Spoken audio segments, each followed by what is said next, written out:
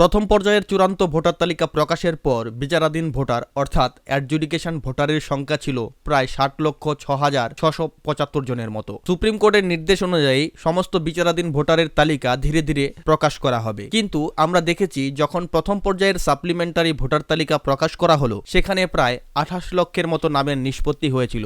বাকি যে প্রায় 32 লক্ষের মতো নাম সেগুলো কিন্তু এখনো বাকি রয়েছে। অভিযোগ এমনটাই ছিল, প্রথম পর্যায়ের এবং দ্বিতীয় পর্যায়ের চূড়ান্ত লিস্ট প্রকাশ হওয়ার পরেও যে সকল ভোটারদের নাম চূড়ান্ত ভোটার তালিকায় ছিল তারা যখন কমিশনের ওয়েবসাইটে গিয়ে know your name in voter list অপশনে ক্লিক করে অ্যাপিক নাম্বার দিয়ে তাদের ভোটার লিস্ট দেখার চেষ্টা করছিলেন, তখন তাদেরকে দেখানো হচ্ছিল ইলেক্টর ইজ আন্ডার অ্যাডজুডিকেশন, এই অপশনটি আসছিল। তো এই নিয়ে বহু সংখ্যক অভিযোগ কমিশনকে জানানো হয়। জানানোর পর গতকাল রাতেই কমিশনের তরফ থেকে একটি বিবৃতি দিয়ে জানানো হয় যে এটা একটা টেকনিক্যাল এরর ছিল এবং সেই সমস্যার নিষ্পত্তি কমিশনের তরফ থেকে করা হয়েছে।